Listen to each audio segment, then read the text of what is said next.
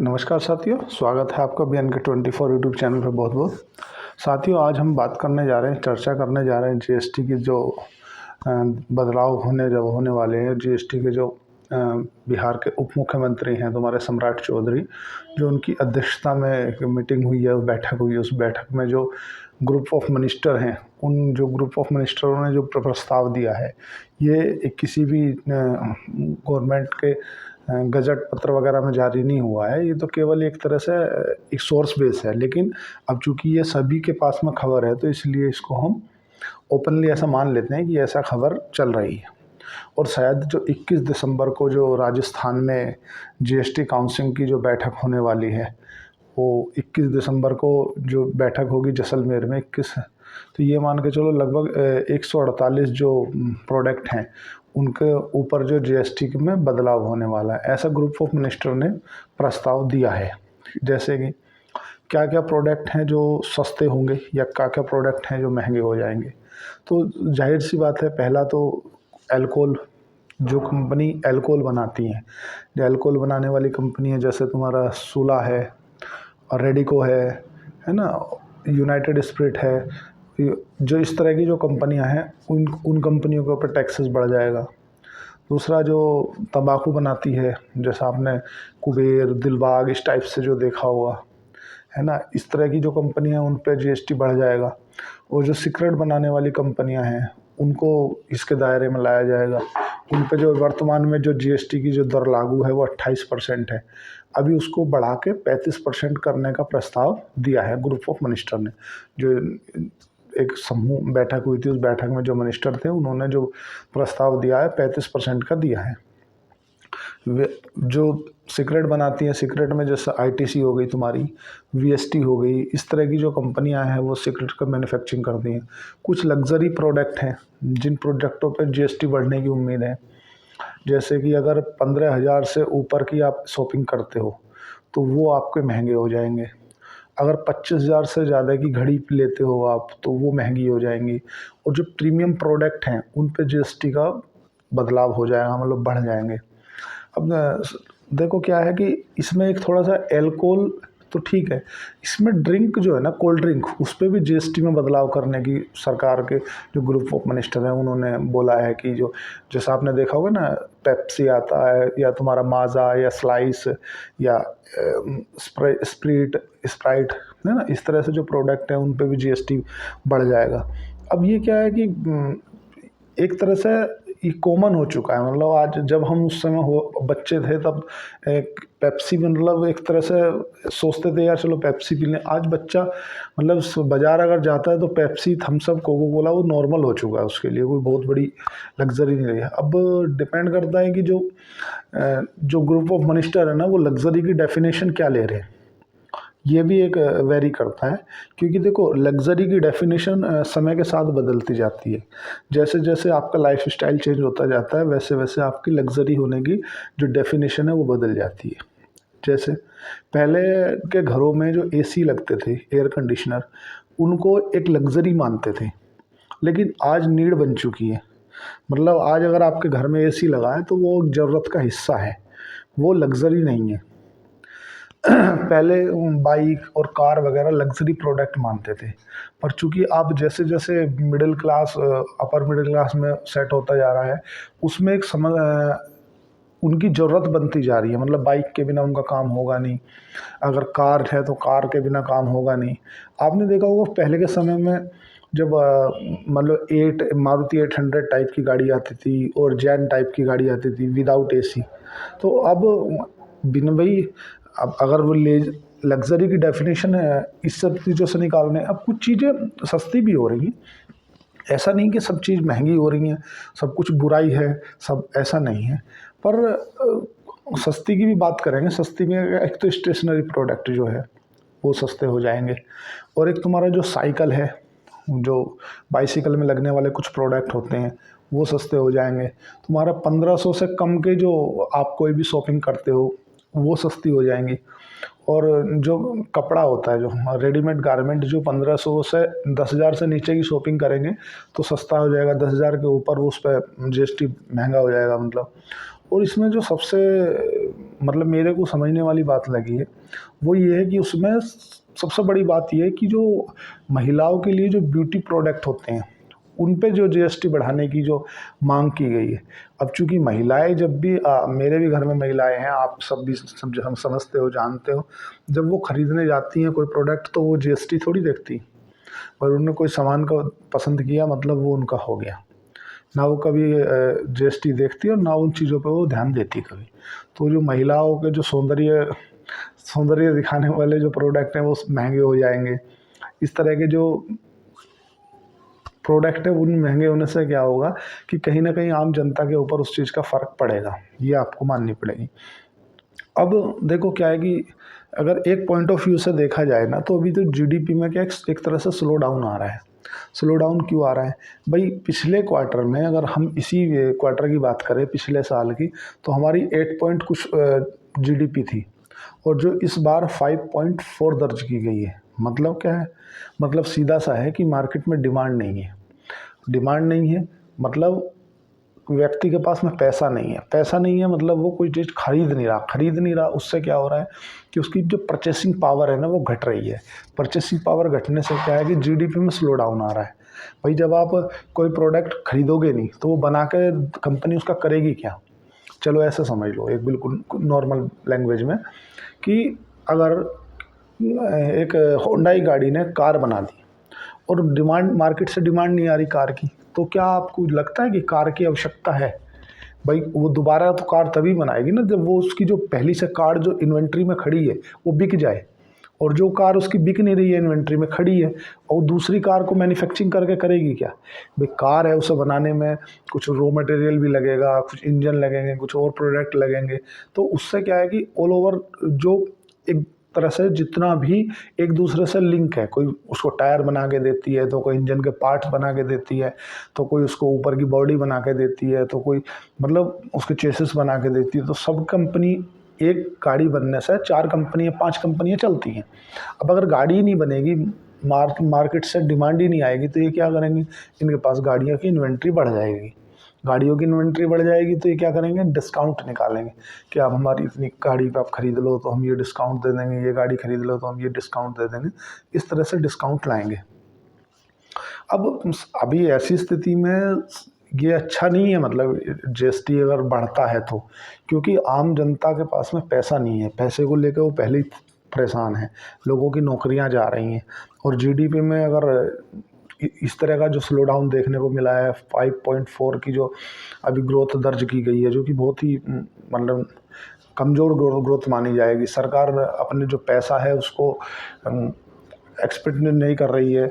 और दूसरी चीज़ें अब जिसमें कमी हुई है, अब ये हमने किसी भी चीज़ की एक बुरी गलत चीज़ें देख ली कि यार जीएसटी में ऐसा हो गया, ऐसा नहीं होना था, ऐसा हो गया, ऐसा नहीं होना था। तो कुछ पॉजिटिव बातें भी हमें करनी पड़ेंगी। देखो पॉजिटिव बातें क्या है ना कि जो सीनियर सिटीजन है उनके ऊपर जो उनके हेल्थ इंश्योरेंस होता है, उनके ऊपर जो जीएसटी लगता है ना वो माफ़ हो जाएगा। मतलब कुछ उसमें कटौती हो जाएगी। और जो छोटा 5 लाख तक का जो इंश्योरेंस लेते हैं लोग बाग, हेल्थ इंश्योरेंस, उस पर जो अभी वर्तमान में 15 से 18% का जो जीएसटी लगता है ना, उसको सरकार जीरो करने पे विचार कर रही है। मतलब ऐसा सुनने में आया कि उसको जीरो कर दिया जाएगा। मतलब अगर 5 लाख रुपए तक का आप हेल्थ इंश्योरेंस लेते हो तो उस पर कोई आपको जीएसटी नहीं लेगा। ये अच्छा है। टर्म इंश्योरेंस पे शायद कुछ जीएसटी में बदलाव किया जा सकता है। हेल्थ इंश्योरेंस तो जो सीनियर सिटीजन है उनको बिल्कुल ख़त्म ही कर दिया जाएगा जीएसटी। तो ये अच्छी बातें भी हैं। कुछ स्टेशनरी चीज़ों पर, प्रोडक्ट पे जो है उन पर जीएसटी कम कर दिया जाएगा। जो 10,000 से कम की जो रेडीमेड गारमेंट हैं उन पर जीएसटी नहीं है, मतलब कम कर दिया है। 18% से घटा के 5% कर दिया गया। अब अगर 18% से घटा के 5% करते हैं तो उनमें से ऐसी कौन सी कंपनियां हैं जिनको फ़ायदा मिलेगा? तो क्या है तुम्हारा, एक तो सियाराम सिल्क है। सियाराम सिल्क के जो प्रोडक्ट है ना वो क्या है कि लगभग मतलब चीप रेंज में ही ज़्यादा कारोबार है। अधिकतर जो हाई लेवल के जो प्रोडक्ट है या हाई लेवल के जो रेडीमेड गारमेंट है, तुम्हारा आदित्य बिरला फैशन का है, तुम्हारा वेदांत फैशन का है, इस तरह की जो कंपनियां हैं उनका थोड़ा सा हाई है। और ट्रेंड है, ट्रेंड थोड़ा सस्ते में आता है। और तुम्हारा गो फैशन है। गो फैशन का तो ज़्यादातर जो बिजनेस है वो तुम्हारा प्रीमियम मतलब चीप प्रोडक्ट में ही है, तो इसलिए गो फैशन को तो टेंशन नहीं है। सियाराम सिल्क को भी इस चीज़ से फ़ायदा मिलेगा, क्योंकि जो इनको 18% का GST अभी देना पड़ रहा था वो घट के 5% पे आ जाएगा। और जो ट्रेंड्स है, ट्रेंड को भी इसका फ़ायदा मिलेगा, और जो गो फैशन है उसको भी इस चीज़ का फ़ायदा मिलेगा। वेदांत फैशन जैसे आदित्य बिरला फैशन है ना, इस तरह की जो कंपनियां हैं उनको इस चीज़ का नुकसान देखने के लिए मिलेगा। अगर हम एक तरह से फुटवेयर की बात करें तो तुम्हारा रिबॉक कंपनी है, रिबॉक को इसका नुकसान देखने के लिए मिलेगा, क्योंकि जो रिबॉक के जूते अधिकतर महंगे आते हैं। और जो एडिडास है, एडिडास और तुम्हारा बाटा, इसके भी कुछ प्रीमियम प्रोडक्ट हैं। और इसमें प्रॉफिट किसको मिलेगा, मतलब इस GST का अगर ऐसा दारी हो जाता है तो कैंपस है उसको इस चीज़ का फ़ायदा मिलेगा, क्योंकि कैंपस के बहुत चीप रेंज के जूते आते हैं। तुम्हारा लेंसर है, और तुम्हारे इस तरह के जो जूते हैं उन कंपनियों को फ़ायदा मिलेगा। हमने ऑल ओवर तो बात कर ली कि देखो सरकार जो कर रही है, हालांकि वहाँ भी बहुत बड़े बड़े बुद्धिजीवी बैठे हैं, कोई हमारे जैसे, मतलब ऐसा नहीं है कि हमने अपने मन में विचार किया तो वो कर लेंगे। सरकार भी कोई फैसला लेती है तो सोच समझ के लेती है। भाई जो ग्रुप ऑफ मिनिस्टर हैं उन्होंने उनको वो प्रस्ताव दिया है कि भाई इन चीज़ों में बढ़ाया जाए। बट चूँकि मेरा ऐसा मानना है कि अगर तुम्हें बंद करना है तो बंद ही कर दो। और जो पीने वाला है ना वो मानता नहीं है। आप मैंने देखा कई बार भाई सिगरेट के ऊपर लिखा रहता है कि सिगरेट पीना स्वास्थ्य के लिए हानिकारक है, या फेफड़ों का कैंसर हो सकता है, या आप लेकिन कितना ही लिख लो, लेकिन जो पीता है पीता ही है, उसको कोई मतलब नहीं इन चीज़ों से। और ऐसा मैं ही नहीं, मतलब जो पीने वाले हैं उन्हें वो सब समझते हैं कि यार ठीक है 10-5 रुपये ऊपर नीचे चल जाएगा। बदलाव कितना हो सकता है, तो बदलाव लगभग 28 से अभी जो 28% जो तंबाकू कंपनी है, या जो सिगरेट मैन्युफैक्चरिंग कंपनी है, या जो तुम्हारी दारू इस 28% के आसपास है, उनको बढ़ा के 35% करने का प्रस्ताव है। और जो लग्जरी प्रोडक्ट हैं उन पे GST बढ़ाने की सरकार को सिफारिश की गई है कि भाई ये जो, अब वो बात ये है कि लग्जरी की डेफिनेशन क्या मानते हैं वो। बात क्या है, लग्जरी आज मेरे लिए या आपके लिए या किसी भी भाई के लिए लग्जरी जो पहले था, अब वो जैसे जैसे आप एक अलग स्लैब में आते जाते हो वैसे वैसे आपकी लग्जरी की डेफिनेशन बदल जाती है। भाई आज आप कहीं भी चले जाओ तो आपको अगर आप कपड़े लोगे तो 5-6 हज़ार से कम के कपड़े नहीं आते, कोई भी नॉर्मल से नॉर्मल भी है। फिर ठीक है, अगर आपको ब्रांडेड लेना तो आप 1,00,000-2,00,000 के 50,000 ऐसे भी आते हैं, पर एक 5-6 हज़ार रुपये तो नॉर्मल लग ही जाते हैं, मतलब एक व्यक्ति का कपड़े जूते वगैरह इस टाइप से लेने में। तो ये कहीं ना कहीं इसका जो फ़ायदा है ना, वो तुम्हारा जो लोअर मिडिल क्लास है उसे तो मिलेगा। क्योंकि देखो क्या है कि जो लोअर मिडिल क्लास है ना, जो मतलब कपड़ा लेता है उसको सिलाई कराता है टेलर से, फिर पहनता है, तो वो तो नॉर्मल मतलब एक तरह से चीप रेंज के ही प्रोडक्टों पे ज़्यादा है। लेकिन जो बड़े लोग हैं, मतलब जो रेडीमेड कपड़े लेने पसंद करते हैं, जो 10,000 पर जाए और पसंद किया और बिल पे किया, इस तरह से जो करते हैं उनको इस चीज़ का कहीं ना कहीं नुकसान मिलेगा। क्योंकि वो तो जो चीज़ उन्हें आज 10,000 रुपये की मिल रही है वो कल 12,000 की हो जाएगी, 11,000 की हो जाएगी, इस तरह से हो जाएंगे। लेकिन इसमें जो सबसे बड़ी विषय की बात है वो महिलाओं के जो प्रोडक्ट महंगे होने वाले हैं, कॉस्मेटिक प्रोडक्ट, उन सब चीज़ों में देखने के लिए मिल रही है। क्योंकि वो तो महिलाएं तो सभी की ऐसी होती हैं, चाहे वो अमीर हो चाहे वो गरीब हो। महिलाएं तो अगर उन्हें लिपस्टिक लेनी है तो लेनी है, उन्हें नाखून पॉलिश लेनी है तो लेनी है, तो ऐसा सभी के ऊपर। अब लग्जरी ठीक है, इससे लोअर मिडिल क्लास को तो फ़ायदा मिलेगा, क्योंकि जो आपकी लोअर मिडिल क्लास है वो 5 लाख रुपए तक का जो इंश्योरेंस कराती है। अधिकतर जो आपकी मतलब 40-60% लोग हैं जो लोअर मिडिल क्लास में आते हैं, या तो आयुष्मान कार्ड के दायरे में आते हैं। भाई अगर किसी का आयुष्मान कार्ड नहीं है तो 5 लाख रुपए का इंश्योरेंस ले लेता है, हेल्थ इंश्योरेंस, और उसको वो इनफ मानता है। हालांकि 5 लाख रुपए का हेल्थ इंश्योरेंस इनफ नहीं होता, पर चूंकि वो उसके लिए वो इनफ है, भाई कुछ ना होने से कुछ होना बेहतर है, तो वो 5 लाख रुपए तक का इनफ मान लेता है। तो उनके लिए तो अच्छा है कि भाई अगर हेल्थ इंश्योरेंस आप ले रहे हो और उसमें आपको जो जीएसटी के जो 2,000 रुपये लग रहे थे, सपोज करो आपको 10,000 प्रीमियम है, 10,000 पे आपको 18% जीएसटी टैक्स वगैरह मिला कर 1,900-2,000 रुपये के आसपास लगते थे, वो छूट मिल जाएगी। तो ये लोअर मिडिल क्लास के लिए अच्छा है। जो कुछ प्रोडक्ट है जो मतलब आपकी टियर 3 सिटी हैं, जो टाउन सिटी हैं, वहाँ से जो लोग कपड़ा वगैरह ख़रीदते थे उनको थोड़ा सा महंगा मिलता था, वो सस्ता हो जाएगा, ये अच्छी बात है। जो तम्बाकू बनाने अल्कोहल बनाने वाली कंपनी है उन पे तो ये पहले भी बढ़ाती है सरकार, हर बार उनकी जब जीएसटी काउंसिल की बैठक होती है तो विचार कहीं ना कहीं रखते हैं। और जो सिगरेट या तंबाकू बनाने वाली जो कंपनियां या अल्कोहल बनाने वाली कंपनियां हैं उनको तो भाई सरकार को पहले से ही उन पर तो जीएसटी या जो टैक्सेस वगैरह रखती है सरकार पहले से ही हाई रखती है। और अभी भी, लेकिन इसमें एक चीज़ थोड़ी सी विषय है कि जो कोल्ड ड्रिंक है, कोल्ड ड्रिंक पे इनको जीएसटी बढ़ाने का जो प्रस्ताव दिया है वो ग्रुप ऑफ मिनिस्टर ने क्या समझ के दिया है कि भाई जो कोल्ड ड्रिंक है ना वो आज बच्चा भी है बड़े भी हैं, कोल्ड ड्रिंक एक मतलब डेली वेज यूज में आदमी लेने लगा है कि यार चलो एक कोल्ड ड्रिंक ले आओ, कोल्ड ड्रिंक पी लेते हैं।